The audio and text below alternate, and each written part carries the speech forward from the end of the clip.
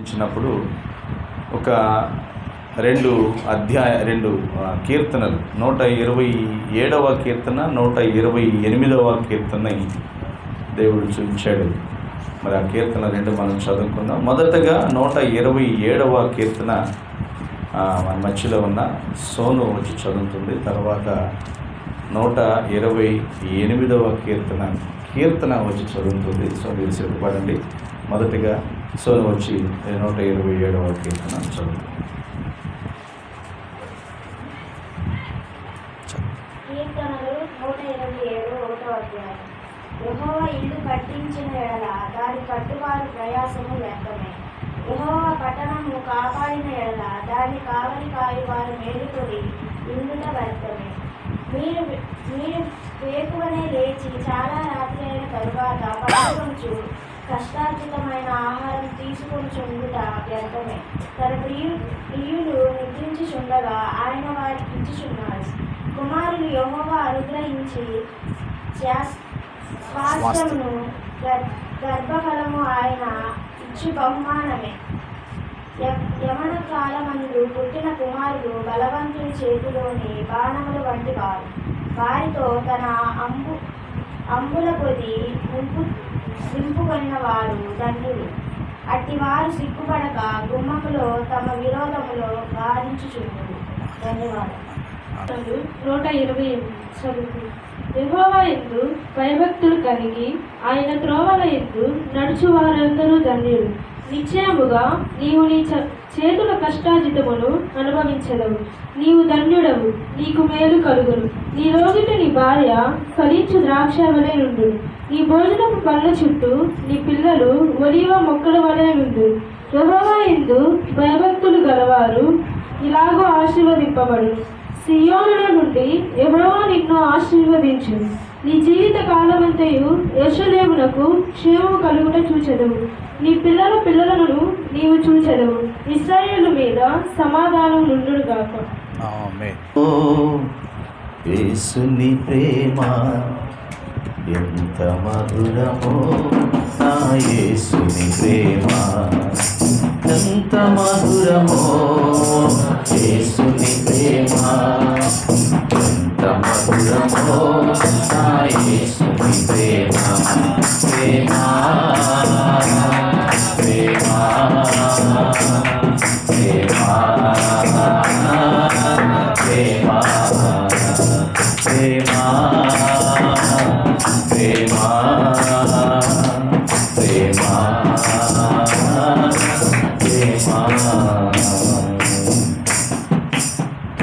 127, 128 కీర్తనలు చాలా ప్రాముఖ్యమైన కీర్తనలు.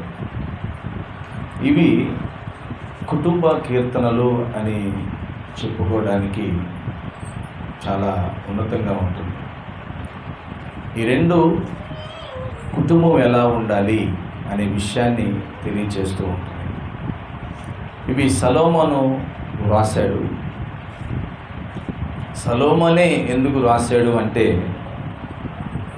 ఆయన దేవుడు చాలా ఉన్నతమైన జ్ఞానాన్ని ఇచ్చాడు, కానీ కుటుంబాన్ని కట్టుకునే విషయంలో విఫలమయ్యాడు. ఆయన కుటుంబాన్ని సరిగా కట్టుకోలేకపోయాడు.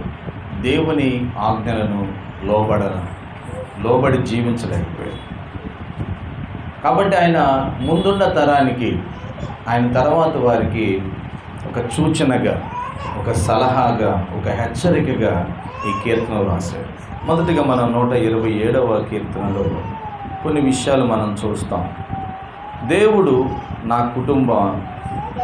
కుటుంబాన్ని కట్టాలి. దేవుడు లేకుండా నేను నా కుటుంబాన్ని కట్టుకోలేను. దేవుడే నా కుటుంబానికి కాపుదలగా ఉండాలి. దేవుడు లేకుండా నేను ఎంత కష్టపడినా వ్యర్థం. దేవుడే నాకు పిల్లల్ని ఇవ్వాలి, ఆ పిల్లల్ని దేవునికి అప్పచెప్పాలి. ఈ 127వ కీర్తనలో ఈ విషయాలు దాగి ఉన్నాయి.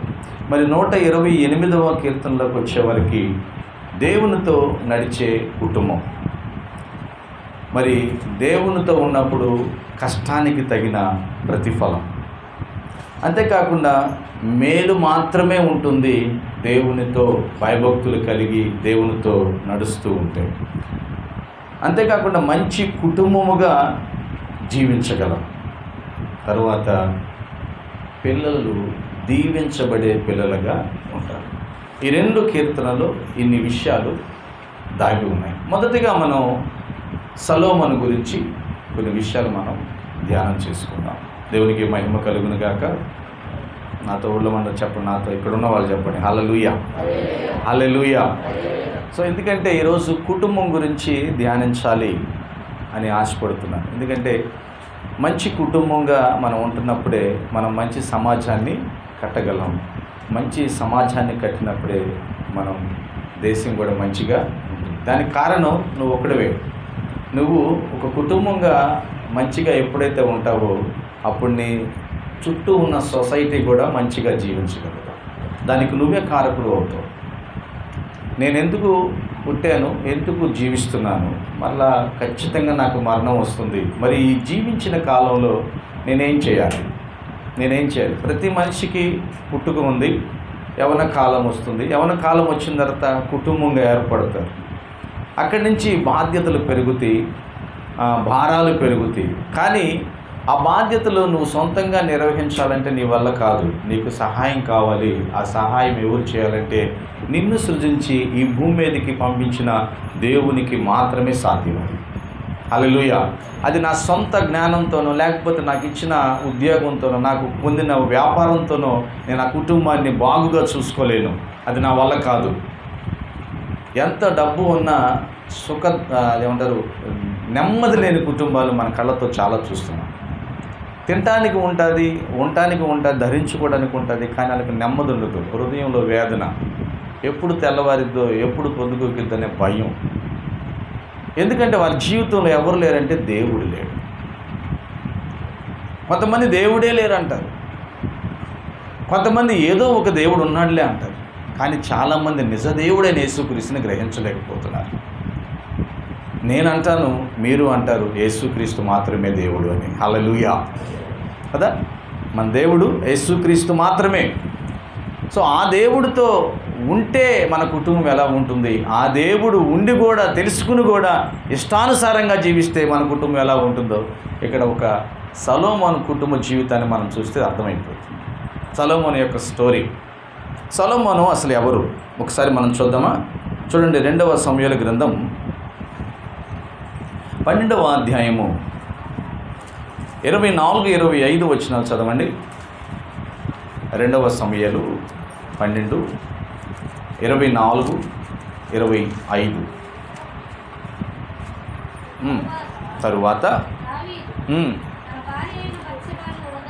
బెర్షెబాను ఓదార్చి ఆమె ఒక కుమారుని కనెను. దావీదు అతనికి సొలొమోను అని పేరు పెట్టెను. యెహోవా అతనిని ప్రేమించి నాతాను అను ప్రవక్తను పంపగా అతడు యెహోవా ఆజ్ఞను బట్టి యెదిద్యా అని అతనికి పేరు పెట్టెను. ఈ సొలొమోనుకి పేరు పెట్టింది ఎవరంటే తండ్రి అయిన దావీదు. యెదిద్యా అని పేరు పెట్టింది ఎవరంటే దేవుడు. ప్రవక్తను పంపించి యెదిద్యా అని పేరు పెట్టాడు. సహజంగా అందరికీ 2 పేర్లు ఉంటాయి అనుకుంటా, కొంతమందికి 4-5 పేర్లు కూడా ఉంటాయి కదా. ముద్దు పేరు, వాళ్ళ ఇంటి దగ్గర పేరు, బడిలో పేరు, ఇంకా పని దగ్గర పేరు, చాలా పేర్లు ఉంటాయి. అలాగనే తండ్రి ఇక్కడ సొలొమోనుకి సొలొమోను అని పేరు పెట్టాడు. కారణం ఏంటంటే సొలొమోను అంటే సమాధానం. అక్కడి నుంచి అంటే తండ్రి రక్తమును ఒలికించాడు. రక్తము, చేతులకు రక్తం అంటే యుద్ధాలు ఎక్కువ చేశాడు. ఇక్కడి నుంచి యుద్ధాలు జరగకూడదు, దేశమంతా సమాధానంగా ఉండాలి, ఈ సమాధానానికి నా కుమారుడు కారకుడు అవ్వాలి అని సొలొమోనుని సమాధానం అన్నట్టుగా పేరు పెట్టాడు. నిజమే, సొలొమోను కాలంలో యుద్ధాలు లేవు. సొలొమోను అంటే చుట్టుపక్కల వారికి భయం కలిగింది. ఆ రీతిగా ఉన్నాడు. ఎటువంటి రక్తమును చిందించిన ఒలికించిన వ్యక్తి అయితే కాదు. ఉన్నతంగా పరిపాలన చేశాడు. 40 సంవత్సరాలు సమాధానంతోనే పాలించాడు. కానీ దేవుడు సొలొమోను విషయంలో ఏం ఆశపడ్డాడంటే నాకు ప్రియుడిగా ఉండాలి అని. ఏం ఆశపడ్డాడు చెప్పాలి? నాకు ప్రియుడిగా ఉండాలి. ఒక సొలొమోను విషయంలోనే కాదండి. అదిగో రత్నబాబు వెనకాల కూర్చున్నాడు పెద్ద ఆయన లక్ష్మీ నరసింహారావు గారు, ఆయన గురించి కూడా దేవుడు ఆశపడుతున్నాడు. లక్ష్మీ నరసింహారావు నాకు ప్రియుడిగా ఉండాలి అని. ఆమేన్, హల్లెలూయా. అందరి గురించి నాకు ప్రియుడిగా మీరు ఉండాలి అని దేవుడు ఆశపడుతున్నాడు, కానీ ఎవరి గురించి నాకు అయిష్టుడిగా ఉండాలని దేవుడు అనుకోవట్లా. నాకు ఇష్టలుగా మీరు ఉండాలి అని అనుకుంటున్నాడు. అందుకే అదిద్య అని పేరు ఒక ప్రవక్తనల్లా పంపించాడు. ప్రవక్తనల్లా పంపించి ఆ పేరుని పెట్టినట్లుగా మనం చూస్తూ ఉన్నాం. ప్రియదేవుని బిడ్డలారా, అంతేకాకుండా ఆయన రాజుగా, సొలొమోను రాజుగా పట్టాభిషేకం చేసిన తర్వాత ఐగుప్తు వెళ్ళి ఐగుప్తురాలైన ఒక అమ్మాయిని వివాహం చేసుకుని దేవుని మందిరానికి వెళ్ళి దహన బలులు అర్పించి ప్రార్థన చేసి పడుకున్నాడు ఓ రాత్రి. దేవుడు అతనికి దర్శనాన్ని ఇచ్చి దేవుడు ఆయన దర్శించాడు. ఆయన యొక్క ప్రార్థన ఏంటంటే, దేవా నాకు జ్ఞానం కావాలి. ఏం కావాలంట? ఒకవేళ మీరే దేవుడు ఒక ఛాన్స్ ఇస్తే, వంశీ దేవుడు వచ్చి నీకు ఒక ఛాన్స్ ఇస్తే ఏం కావాలి అని అంటే ఏం చేస్తావు? BMW కారు కావాలి, డూప్లెక్స్ బిల్డింగ్ కావాలి, లేదు తరిగిపోని ఆస్తి కావాలి, లేదు ఒక మంచి బిజినెస్. అంటే మన కోరికలన్నీ ఇహ సంబంధమైనవి కదా. ఇక్కడ ఉన్నాయి ఇక్కడ కావాల్సిన యవనస్తులను అడిగామనుకో, ఓ మంచి ఉద్యోగం, మంచి చక్కని చుక్క లాంటి భార్య కావాలంటారు. అదే యవనస్తులని అమ్మాయిని అడిగామనుకో, మా ఆయన సూట్ వేసుకునే ఉద్యోగం కావాలి, ఏసీ కార్లో రావాలి, ఏసీ కార్లో నన్ను తీసుకుపోవాలి, ఇలాంటి కోరికలు కోరుతారు కదా. చెప్పండి, నిజమా కదా? కీర్తన నిజమా కదా? నిజమే కదా. ఇప్పుడు నీకు ఎలాంటి భర్త కావాలని నువ్వు కోరుకుంటావు? ఏసీ కార్లో సూట్ వేసుకుని రావాలి, నేను కాల్ తీసి పెడితే ఏసీ కార్లో వెళ్ళాలి అని సహజం, మనిషి యొక్క ఆశ అది. కానీ సొలొమోను అలాంటి కోరుకోలే. సొలొమోను కోరుకున్న కోరిక ఏంటంటే, నాకు జ్ఞానం కావాలి ప్రభువా, విస్తారమైన నీ ప్రజలకు, ఇసుక రేణువు లాంటి నీ ప్రజలకు న్యాయం తీర్చడానికి, సరైన పరిపాలన చేయడానికి నాకు జ్ఞానం కొద్దుగా ఉంది, నాకు జ్ఞానం కావాలి. దేవుడు చాలా సంతోషించాడు. నిజమే, నీకు పేరు పెట్టినందుకు నేను చాలా సంతోషిస్తున్నాను. నువ్వు నిజంగా నా ప్రియుడివే. నువ్వేం అడగల. సహజంగా నువ్వేం అడగాలంటే, నా శత్రువుల యొక్క ప్రాణం నా చేతిలో ఉండాలి అని అడగాలి. నాకు శత్రువు అనేవాడు నా ఎదురు నిలబడకూడదు అని అడగాలి. ఆ మాట.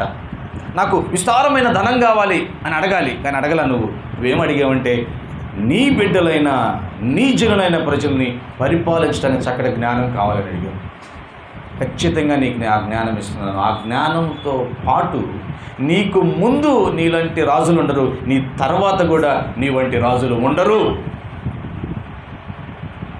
అటువంటి గొప్ప ఆశీర్వాదాన్ని ఇస్తున్నాను. 2 అన్నిటికీ మించిన సకల ఆశీర్వాదాలు నీకు ఇస్తాను. ఆస్తి ఇస్తాను, సంపదిస్తాను, అన్నీ నీకు ఇస్తానని చెప్పాడు. దాన్ని చూడండి, 1 రాజుల గ్రంథం 3వ అధ్యాయం, 1 రాజులు 3వ అధ్యాయం కొన్ని వచనాలు మనం 11 నుంచి 14 వచనాలు ఎవరైనా క్లుప్తంగా చదవండి.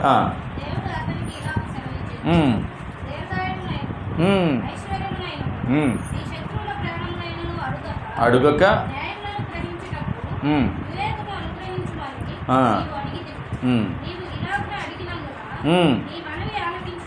ఆలకించుచున్నాను,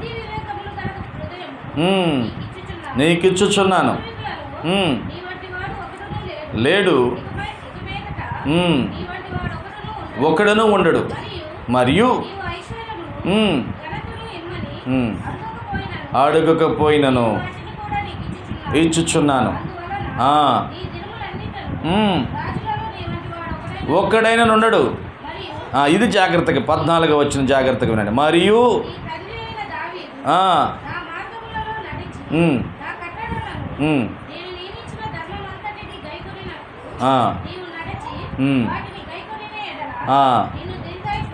నిన్ను దీర్ఘాయుష్మంతుడిగా చేసేదని ఎవరు చెప్పారు ఈ మాట? దీర్ఘాయుష్మంతుడిగా చేస్తానని దేవుడు చెప్పాడు. దేవుడు ఎప్పుడైనా అబద్ధాలు ఆడతాడా? స్మైలీ ప్రభా. దేవుడు అబద్ధాలు ఆడతాడా? రూతు ఆడిద్దా? ఎందుకంటే రూతు మానవు, మనిషి కదా. రూతు అబద్ధం ఆడింది. బైబిల్లో రూతు కాదు, నువ్వే. మా జోసెఫ్ అబద్ధాలు ఆడతాడు, ఇర్మియా అబద్ధాలు ఆడతాడు, ఇగో ఇక్కడ నా ఎదురు కూర్చున్న మత్తయి కూడా అబద్ధాలు ఆడతాడు. కానీ దేవుడు అబద్ధం ఆడడు. హల్లెలూయా. ఎట్లా ఇస్తానన్నాడు దీర్ఘాయుష్మంతుడుగా అంటే, నీ తండ్రి నడిచినట్లుగా దేవుని ఆజ్ఞలను గాయకుంటూ ఆ మార్గములో నడిస్తే నువ్వు దీర్ఘాయుష్మంతుడు. అదేందండి దావీదు నడవలేదుగా అని మీకు ఎవరికైనా అనుమానం వచ్చిందా? అనుమానం వచ్చినా చేయమ్మా, చూపించండి. మీకు ఎవరికైనా అనుమానం వచ్చిందా? దావీదు నడవలేదుగా దేవుని మార్గంలో అన్నవాళ్ళు చేయ జస్ట్ ఎట్టనండి. దావీదు పూర్తిగా దేవుని మార్గంలో నడిచాడా? నడిచాడా? చెప్పు, నడిచాడా? చెప్పు మరి. నడవలేదా? ఎంతమంది తెలుసు నడవలేదని? నడవలా. ఏం చేశాడు దావీదు? ఏం చేశాడు? సో నువ్వు తెలుసా నీకు? పాపం చేశాడు. బెర్షెబా, ఊరియా, సైన్యంలో ఒక సిపాయి భార్య, యుద్ధానికి వెళ్లకుండా బాధ్యతను విడిచి చల్లగాలికి మిద్ది మీద తిరుగుతున్నాడు. పని పాట లేనోడు చేసే పని అది. ఈయనకి పని ఉంది, ఈయన రాజు. ఆయన పైన తిరుగుతుంటే ఈ బెర్షెబా, మా ఆయన లేడుగా, సైన్యానికి వెళ్ళాడుగా అని చెప్పి పైన ఎవరు చూస్తున్నారో ఎవరు చూడలేదనే జ్ఞానం కూడా లేకుండా చక్కగా స్నానం చేస్తుంది. ఇద్దరిని అంటాను, చూసుకోవాలి కదా స్నానం చేసేటప్పుడు చుట్టుపక్కల నేను ఎలా ఉన్నాను, నన్ను ఎవరైనా చూస్తున్నారా లేదా చూసుకోవాలి కదా. స్త్రీ గమనం కలిగి ఉండాలి కదా. లేదు, బెర్షెబాగా ఆ గమనం లేదు.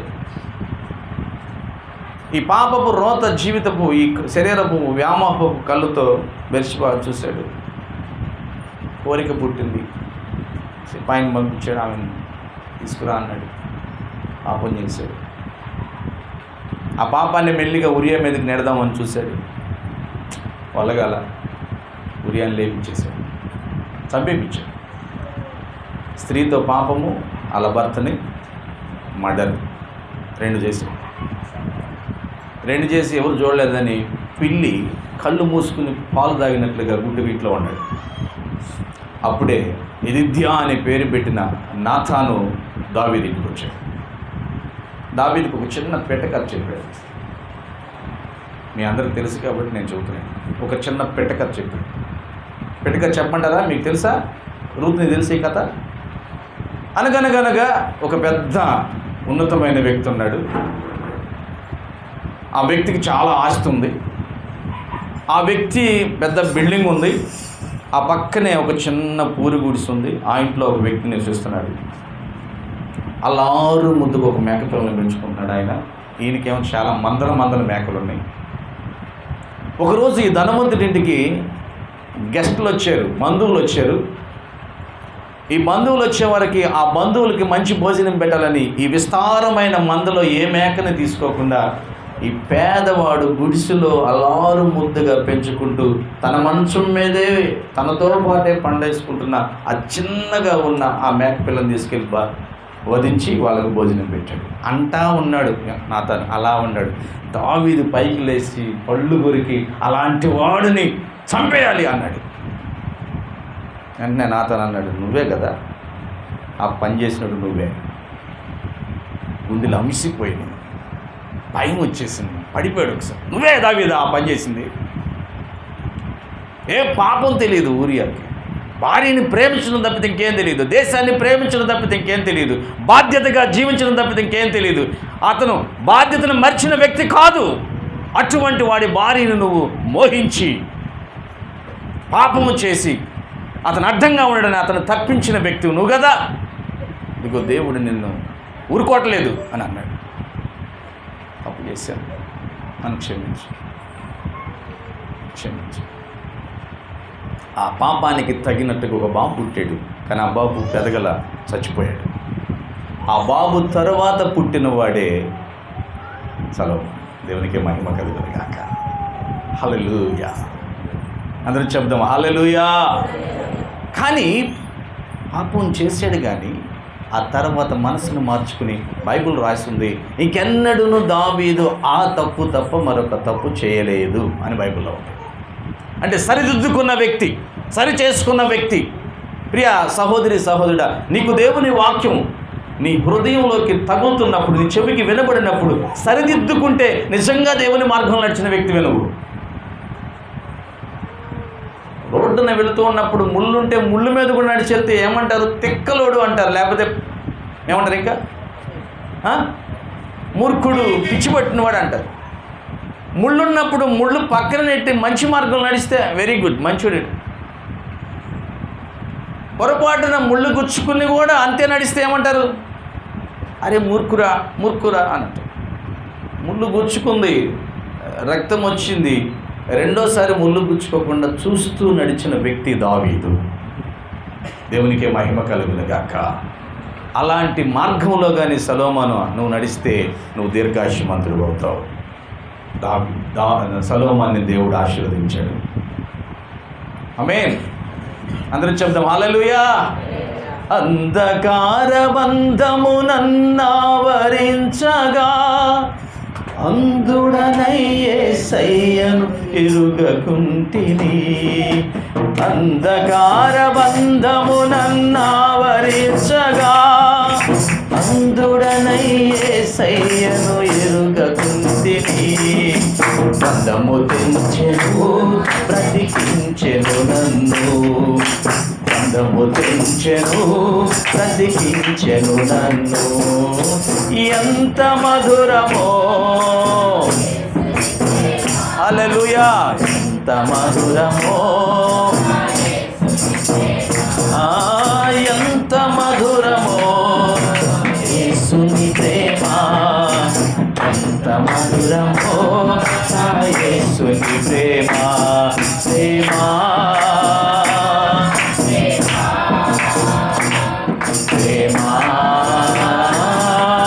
ప్రేమ. అంధుడిగా ఉండకూడదు, బంధకాల్లో ఉండకూడదు, ఛేదించుకుని వచ్చి సరైన మార్గంలో నడవాలి. నడుస్తావా సొలొమోను? నడిచేవంటే నువ్వు దీర్ఘాయుష్మంతుడు. నడిచేడా? నడవలా. కానీ దేవుడు చాలా జ్ఞానం ఇచ్చాడు. ఎంత జ్ఞానం ఇచ్చాడు వినండి, యవనస్తులారా వినండి. ఎంత జ్ఞానం ఇచ్చాడంటే 3000 సామెతలు రాశాడు సొలొమోను గారు. ఎన్ని? 3000 సామెతలు. 1005 కీర్తనలు రాశాడు. ఎన్ని? 1005 కీర్తనలు రాశాడు. అంతేకాదు, ఈరోజు మీరు కాలేజీలోకి వెళ్ళి జంతు శాస్త్రాన్ని కానీ వృక్ష శాస్త్రాన్ని కానీ మీరు చదువుతున్నారంటే ఆనాడు సొలొమోను రాసినవేవన్నీ. ఎటుకు చెప్పలు కొడతాం హల్లెలూయా. అంటే వాటి గురించి పరిశోధన చేసిన వ్యక్తి. అంతేకాదు, సుందరమైన దేవుని మందిరాన్ని నిర్మించిన వ్యక్తి. సుందరమైన దేవుని మందిరాన్ని బంగారుతో రత్నాలతో ఎప్పుడు ఎవరు నిర్మించలేని విధంగా నిర్మించిన వ్యక్తి సొలొమోను. దేవుని జ్ఞానంతో ఎక్కడ ఏది ఉంచాలో, ఎక్కడ ఏం పెట్టాలో, ఫ్లోర్ ఎలా ఉండాలో, గోడలు ఎలా ఉండాలో, కర్టన్స్ ఎలా ఉండాలో అంత సుందరంగా నిర్మించిన వ్యక్తి సొలొమోను. కానీ అన్నీ చేశాడు. దేవుని వాక్యాన్ని హృదయంలో పెట్టుకో అని దేవుడు చెప్తే బంగారాన్ని, వెండిని, ఇంకా కంటికి నచ్చిన వాటన్నిటిని పెట్టుకున్నాడు. విడ్డూరం ఏం తెలుసా? 1000 మంది స్త్రీలతో ఆయన సహవాసం. ఎంతమంది అంట? 1000 మంది. విచ్చలవిడి జీవితం. కుమారులు కూడా విచ్చలవిడి. అందుకే 27వ కీర్తన ఏమని రాశాడంటే అనుభవాన్ని రాశాడు. సొలొమోను రాసిన బుక్స్ సామెతలు, ప్రసంగి, పరమగీతాలు. అంతేకాకుండా కీర్తనలో 72వ కీర్తన, 127వ కీర్తన ఆయన రాశాడు. చాలా తెలివిగలవాడు. చాలా జ్ఞానవంతుడు. కానీ చివరికి ఏమన్నాడంటే, నా జ్ఞానం, నా తెలివితేటలు నన్ను సరైన మార్గంలోకి నడిపించుకోలేకపోయింది. ఎందుకంటే అవి నా సొంతం అనుకున్నాను, నేను దేవుణ్ణి వదిలిపెట్టేశాను. దేవుడు లేకుండా నా ఇంటి కాపలా కాసే వారెవరు లేరు. యెహోవా పట్టణమును కాపాడని ఎడల దాన్ని కావలి కాయి వాడు మేలుకొనిట వ్యర్థం. నువ్వు సీసీ కెమెరాలు పెట్టి జెడ్ కేటగిరీ సెక్యూరిటీని పెట్టినా కానీ దేవుడు నీకు కాపుదల లేకపోతే వ్యర్థం కదా. రత్నబాబు జస్ట్ మెమరీ చేయి. ఒకసారి అమెరికాని టవర్స్ 2 ఆర్థిక టవర్స్ 2 కూల్చివేసిన వ్యక్తి ఒబామా. ఆయన పేరేం పేరు? Bin Laden. ఎక్కడ దాక్కున్నాడు పాపం? ఎవరికి తెలియదు అనుకున్నాడు కదా. కింద ఎడో అండర్ గ్రౌండ్లో దాక్కున్నాడు. పట్టేశారు. పైనుంచి దిగారు అంతే. ఫ్లైట్ల నుంచి దిగి ఒక్కసారిగా అండర్ గ్రౌండ్లో ఉన్న వ్యక్తి దగ్గరికి వెళ్ళి షూట్ చేసి పడేశారు. తెలుసా మీకు? చూస్తూనే ఉంటారు, యూట్యూబ్లో చూస్తారు కదా. దేవుని కాపుదల లేకపోతే నువ్వు ఎక్కడున్నా కానీ వ్యర్థమే. అదొక మాట. తర్వాత ఏం రాశాడు? యెహోవా ఇల్లు కట్టని ఎడల దాన్ని కట్టువాడు ప్రయాస వ్యర్థమే.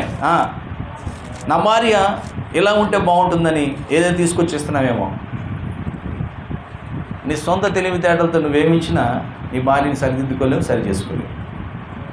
దేవుడి సహాయం నీకు కావాలి. ఆమేన్. నా భర్త ఇలా చేస్తే మారుతాడు, అలా చేస్తే మారుతాడు అని సొంత తెలివితేటలు ఉపయోగిస్తున్నామేమో చెల్లి, దేవుడి సహాయం లేకుండా నీ భర్త మారడు. యెహోవా కట్టాలి నీ ఇల్లు. ఆమేన్. నాతో ఉండవాలి చెప్పండి హల్లెలూయా. అందరూ చేతులెత్తి హల్లెలూయా. నా ఇల్లు యెహోవా కట్టాలి. నా ఇంటికి కాపులా దేవుడు ఉండాలి. లేకపోతే ఎవరు ఉన్నా ప్రయోజనం లేదు. అది అనుభవంతో తెలుసుకున్న వ్యక్తి ఎవరంటే సొలొమోను. అందుకే రాశాడు ఆ మాట. తర్వాత ఏమన్నాడు? వేకును లేచి చాలా రాత్రి అయిన తర్వాత పండుకొనుచు కష్టార్జితమైన ఆహారం తినుచుంట వ్యర్థమే. కింద ఏమన్నాడు? తన ప్రియులు నిద్రించుచుండగా ఆయన వారికి, ఎవరు ప్రియులు? ఎవరికి ప్రియులు? దేవునికి ప్రియులు. సొలొమోను పేరేంటి? 2వ పేరు యెదిద్యా. అంటే ఏంది? దేవునికి ప్రియుడు. దేవునికి ప్రియుడుగా ఉండి ప్రశాంతంగా ఉంటే చాలు. చీకటితో లేచి పొద్దుపోయిన తర్వాత కష్టపడి చెమటలు పోసి ఆరోగ్యం అంతా పాడు చేసుకున్నా కానీ నీకు మిగిలేది ఏమి లేదు, ఉండదు కూడా. నీకు మిగలాలన్నా, నువ్వు నిజంగా దీవించబడాలన్నా, ఆ సమృద్ధిని కలగాలన్నా దేవునికి ప్రియుడిగా ఉండాలి. ఆమేన్. అందరం చెబుదాం హల్లెలూయా. పక్క వాళ్ళకి చెయ్యి చెప్పండి, నువ్వు దేవునికి ప్రియురాలుగా ఉండు, దేవునికి ప్రియుడిగా ఉండు. నువ్వు దేవునికి చెప్పండి, నువ్వు దేవునికి ప్రియుడిగా ఉండు, ప్రియురాలుగా ఉండు. అమ్మాయిల ప్రియురాలుగా అని చెప్పండి, అబ్బాయిలు ప్రియుడిగా అని చెప్పండి. మళ్ళీ మీరు ప్రియురాలుగా అనుకోమా. రూతు చెప్పావా? అమ్మకు చెప్పు. నువ్వు దేవునికి, నాన్నకు కాదు, ఆ మాట చెప్పు. నాన్నకు కాదు, ముందు దేవుడికి, ఆ తర్వాత నాన్నకి, ఆ తర్వాత మీకు. ఇక్కడే తప్పు దావబడుతున్నారు. భార్యాభర్తలు ఫస్ట్ బాగా ప్రేమించుకుంటారు. పిల్లలు పుట్టిన తర్వాత వాళ్ళ ప్రేమ పిల్లల మీదకి వెళ్ళింది. తప్పది, రాంగ్. ఫస్ట్ నీకు భార్య, ఫస్ట్ భర్త, ఆ తర్వాతే పిల్లలు. చాలామందికి తెలియక వాళ్ళని తీసి పక్కన పడేసి పిల్లలు అంటారు. మీ ఇద్దరు సరిగ్గా ఉంటేనే కదా పిల్లలు వచ్చినాయి. పిల్లల్ని ఇచ్చింది దేవుడు. హల్లెలూయా. మనం దేవునికి ప్రియులుగా ఉంటే నువ్వు టెన్షన్ పడాల్సిన అవసరంలా, భయపడాల్సిన అవసరం. రాత్రి పేటర్ అంటున్నాడు, నీ అసలు ఏంది ఆ ధైర్యం ఏంది అర్థం కావట్లేదు. సరుకులు కూడా కావాలని వాట్సాప్లో పెట్టేసావు, ఏమైంది ధైర్యం? పేతురులాగా కాలు బయట పెట్టాలనుకుంటున్నావా అని అంటున్నాడు రాత్రి. పేటర్ అంటున్నాడు, ఎస్, మందిరం పని ప్రారంభించేటప్పుడు కూడా పేతురులాగా కాలు బయట పెట్టాము. ఇప్పుడు పని జరిగేటప్పుడు కూడా పేతురులాగే బోట్లో నుంచి కాలు బయట పెట్టాం, రెండో కాలు కూడా బయట పెట్టేసాం. హల్లెలూయా. నడిపించేది ఆయన, పడిపోతే లేపేది ఆయన. ఎప్పుడు అంటే మనం దేవునికి ప్రియులుగా ఉంటే, దేవునికి ఇష్టలుగా ఉంటే. జస్ట్ 2,000 రూపాయలతో పని ప్రారంభించాం, దానికి కావాల్సినవి అన్నీ వచ్చినాయి, అయిపోయింది. ఆమేన్. ఇప్పుడు ఏం పైసా లేదు, ప్రారంభిస్తాం, అయిపోయింది. 20వ తారీఖు అంతా అయిపోయింది. అంతే. దేవుడు మీలో ఆ ప్రేమను తీసుకొస్తే మనందరం కలిసి ముందుకెళ్ళిపోతాం. దేవుని ప్రియులు అలాగా జీవించాలి, అలాగ జీవించగలరు. ఎప్పుడంటే దేవుడికి నువ్వు ఇష్టంగా, దేవుడికి అయిష్టంగా ఉంటే కాదు, నీ ఇష్టాన్ని పెంచుకుంటే కాదు, లేకపోతే మీ అమ్మ మీ నాన్న నీకేదో ఇష్టంగా చెబితే అవి చేయటం కాదు. నువ్వు మొదటిగా దేవునికి ఇష్టంగా చేయాలి. లాస్ట్ విషయాన్ని ఏం చెప్పాడంటే, యవ్వన కాలమున పుట్టిన పిల్లలు బలవంతుని చేతిలో, జోసెఫ్ ఏంటది బాణం, ఏంటది బాణం. బాణాన్ని దేనికి ఉపయోగిస్తారు? చెట్లు కొడతానికా, పిట్టలను కొడతానికా, శత్రువును కొడతానికి, సాతానుని కొడతానికి. పీటర్, నీ పిల్లల్ని బాణాల్లాగా తయారు చేసి దేవునికి ఇవ్వాలి నువ్వు. అది ఆయన అంబుల పదులో నింపుకుంటాడు. నీ మీదకి వచ్చే శత్రువుని నీ పిల్లల చేత కొట్టిస్తాడు. ఇది దేవుని ఉద్దేశం. అయ్యో నేను ఆ పని చేయలేకపోయాను, మీరు చెయ్యండి అని సొలొమోను రాస్తున్నాడు మనకి. అది నా వల్ల కాలేదు, నాకు దేవుడు ఇవ్వాల్సినన్ని ఇచ్చినా కానీ ఇది నేను చేయలేకపోయాను, దేవుని మార్గంలో నేను నడవలేకపోయాను, నా జీవితం పాడైపోయింది. ప్రసంగిలో రాశారు కదా, అంతా వ్యర్థం, అంతా వ్యర్థం, అంతా వ్యర్థం, నా జీవితాన్ని పాడు చేసుకున్నాను. దయచేసి మీరు పాడు చేసుకోమాకండి. యేసుక్రీస్తుని అంగీకరించండి, యేసుక్రీస్తుని నమ్మండి. ఆయన మనకు సహాయకుడు, ఆయన మన పిల్లల్ని పోషించేవాడు, ఆయన మనకు ఆకలిని తీర్చేవాడు, ఆయన నా కుటుంబాన్ని కట్టేవాడు, ఆయన నా కుటుంబాన్ని కాపలా ఉండేవాడు. ఆమేన్. అందరం చెప్తాం హల్లెలూయా, హల్లెలూయా. రక్షించువారు లేక పక్షినైతిని, రక్షకుడు బాణము గురిపెట్టి ఉండెను. రక్షించువారు లేక రక్షకుడు బాణము గురిపెట్టించెను, బలము తెంచెను, బ్రతికించెను నన్ను, బలము తెంచెను, బ్రతికించెను నన్ను. ఎంత మధురమో, ఎంత మధురమో నా యేసుని ప్రేమ. అందరం పాడదాం. ఎంత మధురమో, ఎంత మధురమో నా యేసుని ప్రేమ, ప్రేమ, ప్రేమ, ప్రేమ. ఆయన విఫలమై మనం దేవుణ్ణి తెలుసుకుని సఫలం అవ్వాలని రాస్తున్నారు. 128వ కీర్తన సఫలమైన కుటుంబం, ఉన్నతమైన కుటుంబం.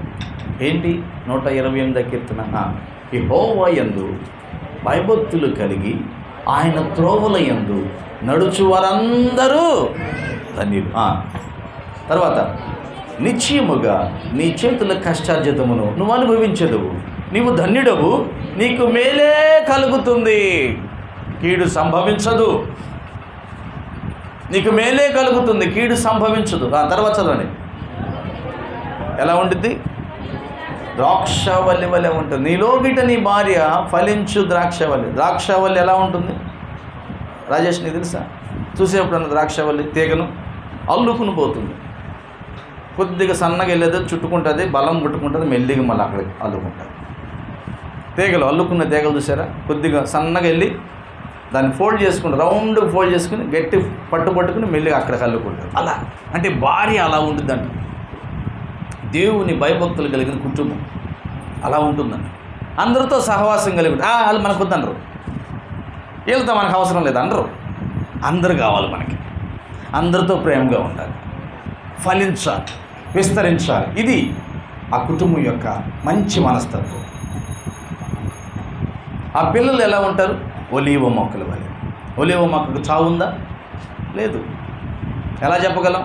బైబిల్లో ఉంది. 40 రాత్రులు 40 పగలు వచ్చిన విస్తారమైన వర్షం నోవాహు దినాల్లో మురిగిపోయినాయి, అన్నీ చచ్చిపోయినాయి.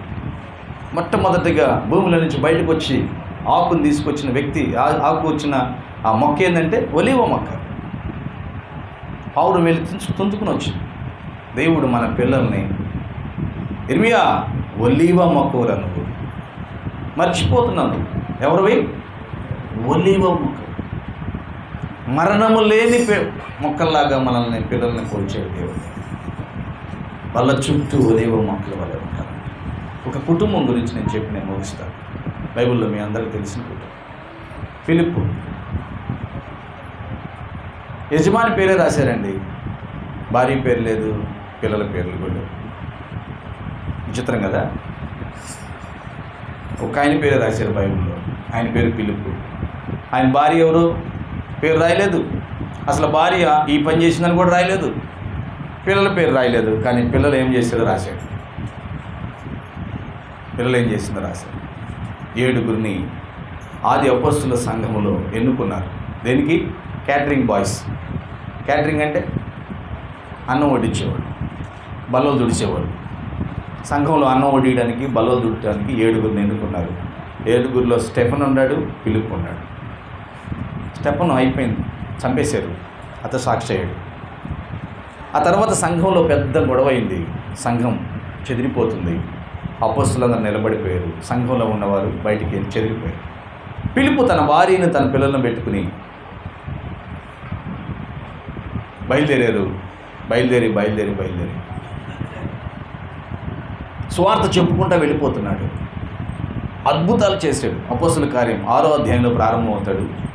8వ అధ్యాయంలో అద్భుతాలు చేశాడు, సూచక క్రియలు చేశాడు. మాంత్రికులు ఆయన చేసిన కార్యాలను బట్టి భయపడ్డారు. వండర్స్ చేశాడనమాట. అనేక మంది నీవు ఆరాధిస్తున్న దేవుడే గొప్ప దేవుడు అని వచ్చి ఆయన ముందు పడిపోయారు. ఆయన వెంబడించారు. ఆ సమయంలో దేవుడే ఆయనతో మాట్లాడాడు, దేవుని దూత ద్వారా. ఫిలిప్పు ఒక ఆర్థిక శాఖ మంత్రి, ఫైనాన్స్ మినిస్టర్. చాలా దూరం మందిరానికి వెళ్తుంది. గాజా నుంచి యెరూషలేము 1800 కిలోమీటర్లు అంట. వెళ్ళొస్తుంది కానీ ఇంకా సత్యం తెలియట్లా. నువ్వు వెళ్ళి చెప్పు అంటే ఫిలిప్ వెళ్ళాడు. ఫైనాన్స్ మినిస్టర్ వాక్యం చెప్పాడు.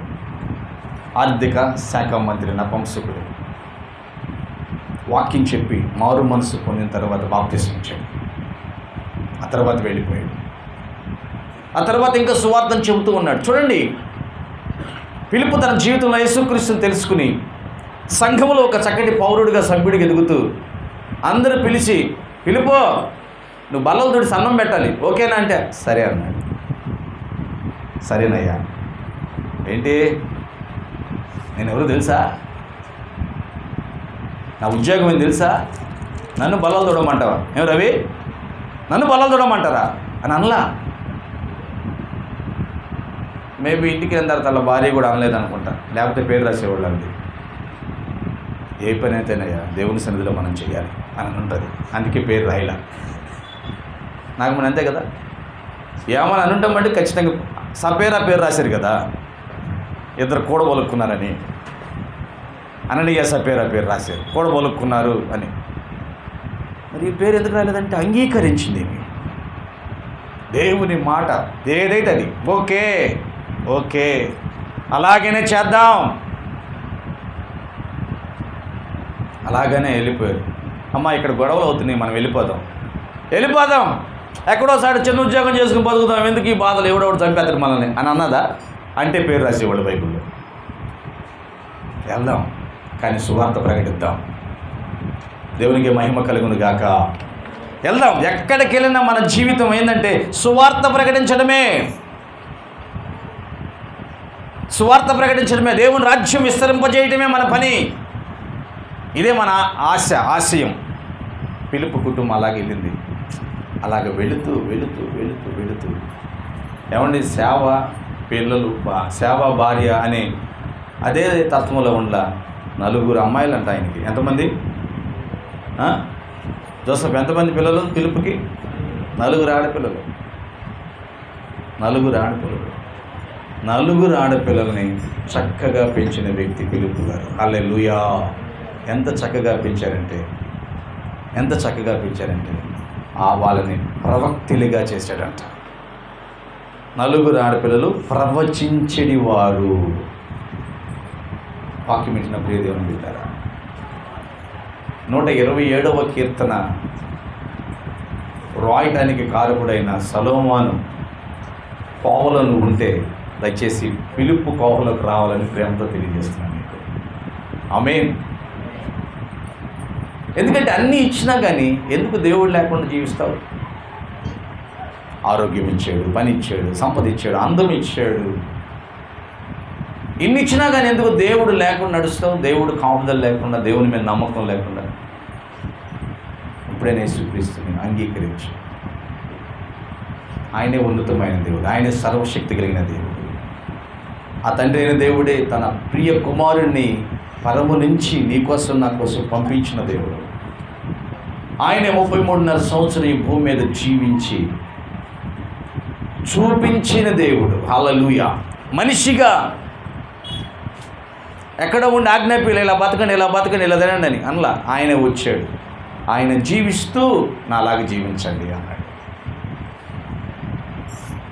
ఆయన చేశాడు త్యాగం. మనందరి పాపాల కోసం సిలువలో రక్తము చిందించాడు. ఆమేన్. ప్రతి పాపమును ఆ రక్తములో కడిగివేశాడు. ఆయన మరణించాడు పాపం మరలా కనపడకుండా భూస్థాపం అవ్వాలని. ఆయన తిరిగి లేచాడు పరిశుద్ధుడుగా జీవించాలని, మనం కూడా పరిశుద్ధులుగా బ్రతకాలని. ఆయన మళ్ళా రానై ఉన్నాడు మహిమతో నిన్ను నన్ను ఆయన రాజ్యంలో చేర్చుకోవడానికి. ఒకసారి ఆలోచించు. భయభక్తులు కలిగిన జీవితం జీవిస్తూ మేలు అనుభవిస్తావా? భయభక్తులు కలిగిన జీవితం జీవిస్తూ మంచి ఫలించు ద్రాక్షవల్లి లాంటి భార్యలాగా ఆ కుటుంబం కలిగి ఒలీవ మొక్కలు లాంటి పిల్లల్ని పెంచుకుంటావా? దిక్కులేని జీవితం జీవిస్తావా? దేవుడు లేకపోతే ఏంటి మన జీవితం? ఏమండి, దేవుడు లేకపోతే మేము జీవితం. ఇది డిసెంబర్ చివరి మధ్యలో ఉన్నాం కదా. గాలిపటాలు ఎగరేస్తున్నారా మీరు?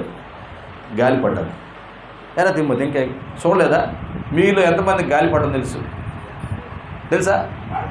దారం ఉండని చెప్పి మనం చెప్పినట్టు దారం దిగితే అది దేవుడు లేకపోతే మీ జీవితాలు ఎక్కడ నిలబడతామో. ఎంత అందంగా ఉన్నా కానీ మొలల్లో పడిపోవచ్చు, నదిలో పడిపోవచ్చు. ఎక్కడ కింద పడిపోతే ఎంత అందంగా ఉన్నా, ఎంత రేటుగా ఉన్నా మనుషులు తొక్కొచ్చు, బరిగుడ్డులు తొక్కొచ్చు, కారులు తొక్కొచ్చు, ఏదైనా తొక్కొచ్చు. దేవుని చేతిలో ఉంటే అందరికీ అందంగా కనపడతాం, ఆహ్లాదంగా కనపడతాం. అబ్బా ఏం ఎగురుతుందిరా అంటారు కదా. ఎప్పుడు అంటే నువ్వు దేవుని చేతిలో ఉన్నప్పుడు. సహోదరుడా, సహోదరి, ఏ జీవితం కావాలి? ఏ జీవితం నీకు ఇష్టం? ఒకసారి ఆలోచించు. నేనైతే చెబుతున్నాను, యేసుక్రీస్తు వల్లే నీ కుటుంబం బాగుంటుంది. యేసుక్రీస్తు వల్లే నీ కుటుంబం ఆశీర్వదించబడుతుంది. యేసుక్రీస్తుని అంగీకరించు. 128వ కీర్తన నా కుటుంబ కీర్తనగా రాసుకో. నా కుటుంబ కీర్తనగా జీవించు. అటువంటి ఆశీర్వాదాన్ని పొందాలని ప్రభు పేరిట ప్రేమతో తెలియజేస్తూ ఈ కొద్ది మాటలు ముగిస్తుంది. దేవుడు మనందరినీ దీవించునుగాక. ఆమేన్.